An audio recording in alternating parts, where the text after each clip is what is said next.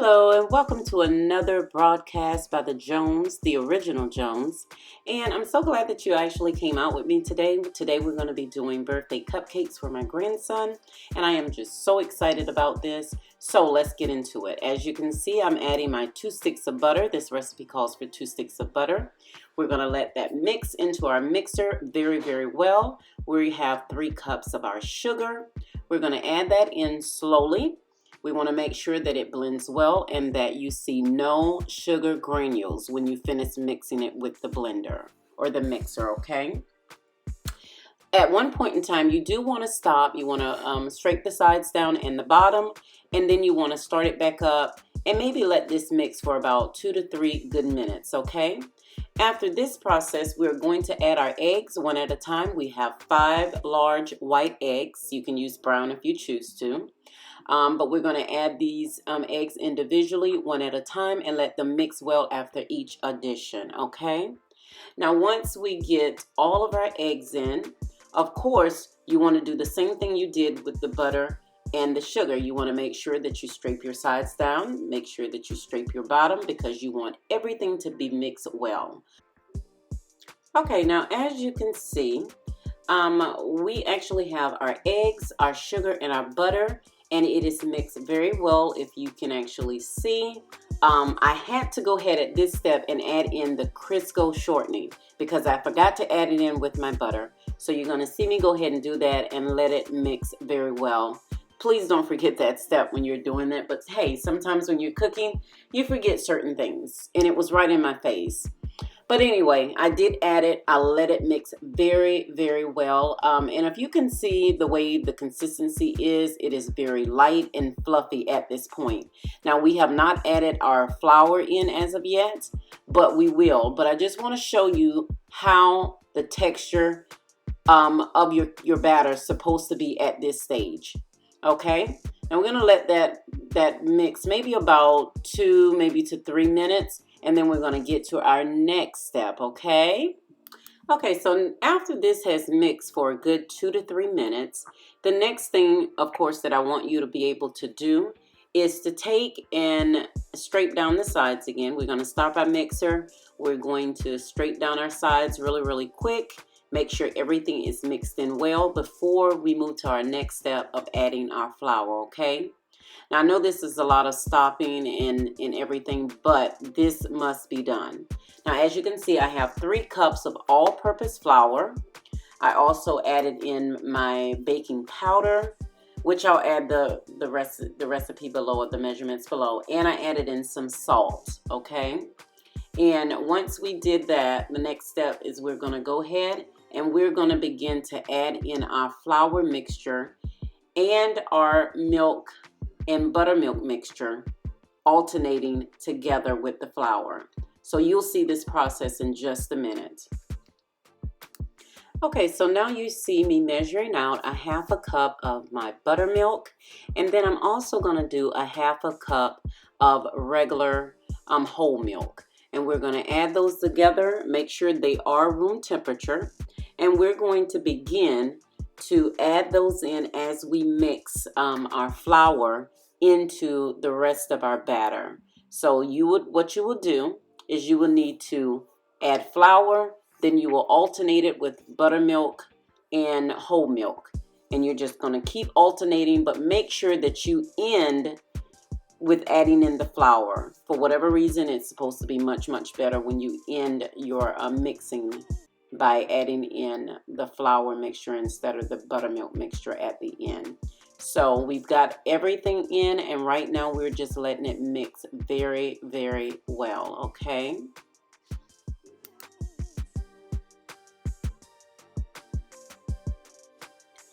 Okay, so as it's mixing well, we're going to take our vanilla flavoring. We're going to add 2 teaspoons to the mixture, okay? Y'all, please excuse my pink dish rags. They were black.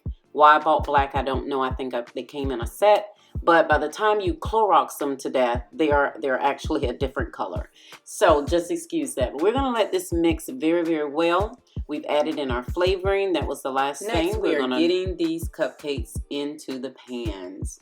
Now, I already lined it with my cupcake liners. And I have a smaller scoop than an ice cream scoop. So I don't think that I filled these as much as I should have, but that's a lesson learned. I did get these filled and so that we can get them into the oven. Okay, so our next step, we're preparing our icing for our cupcakes. And we're going to start out by adding in to our mixer bowl 2 sticks of butter. We're going to make sure we get that in there.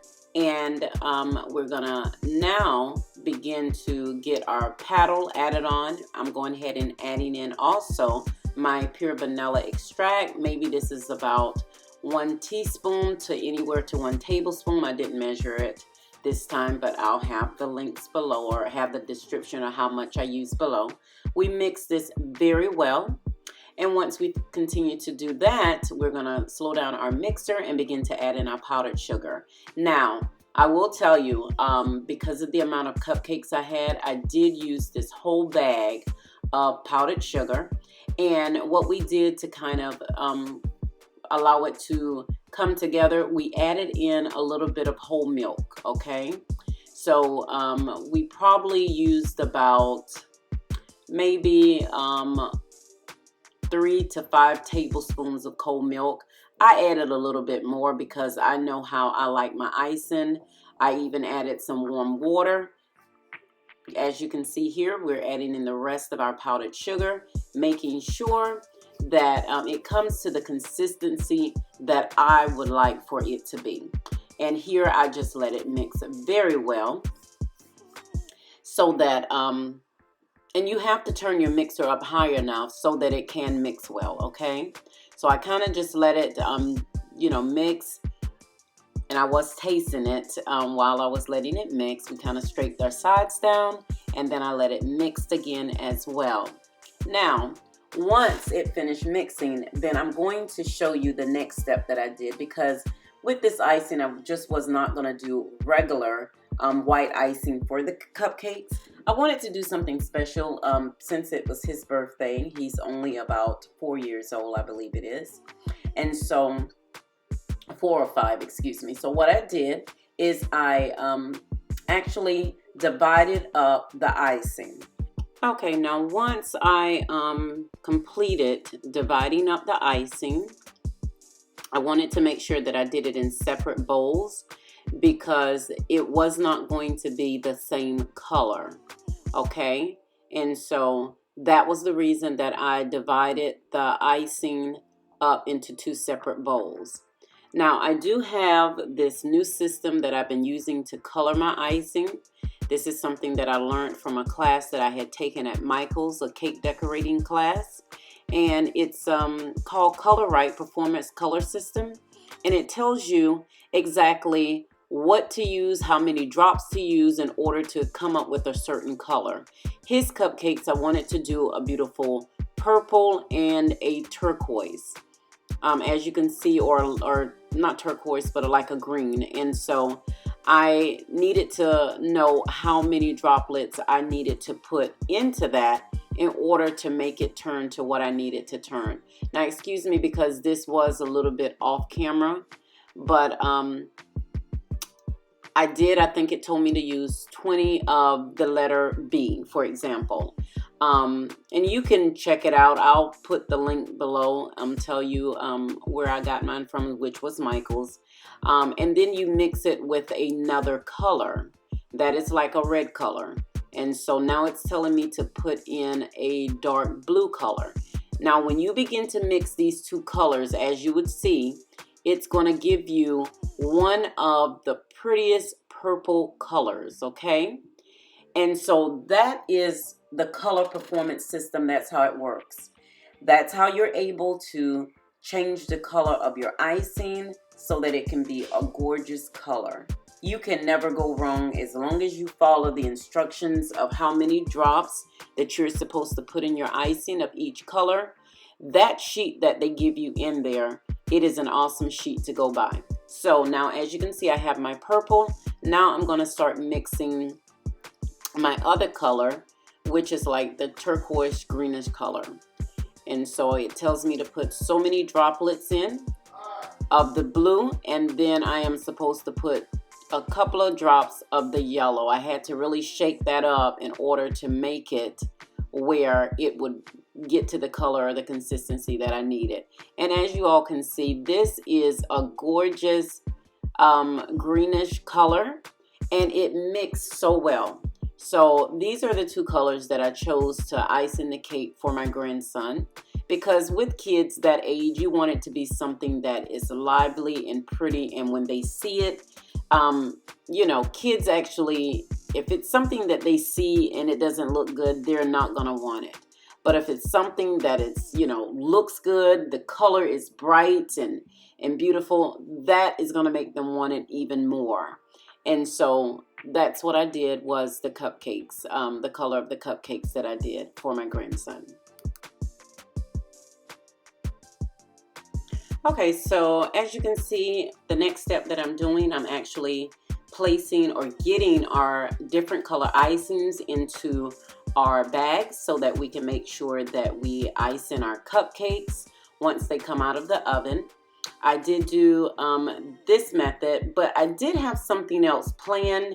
It did not go according to how I had expected it to go, but that's fine. What I did, I just made sure that I cut the ends of the bag, and I made sure that I got the green icing in as well as the purple icing into the bags. And then we were able, once we got this finished, to move on to the next step into our process. But I was so pleased with the colors that these turned out to be, until I could not have asked for anything better. Okay, so we're actually, like I said, getting all of this into the bags, and I'm going to show you the new method that I was planning on doing. This is something that is called Color Swirl, and it is by Wilton Color Swirl, and it's a different method that you use. You have to take these two 12-inch bags and put them inside the 16-inch bags, but they have a special tip that you use where when you begin to squeeze, that both colors come out at the same time. Well, y'all, let me tell you, I could not get this thing to work for nothing in the world. Do you understand me? It was just something out of the ordinary. When I tell you, please believe me. I started out, and I'll show you how it's supposed to work. You're supposed to put both of them in there, and then you're supposed to put it into the 16-inch bag. And you're supposed to put it on there, and then you're supposed to tighten it up. At this method, I was so confused until I was like, "What? How is this thing supposed to go? It's not supposed to go like that." It kept slipping out, and I could not figure it out. And I got so frustrated until I was just like, "Oh my goodness, what is going on?"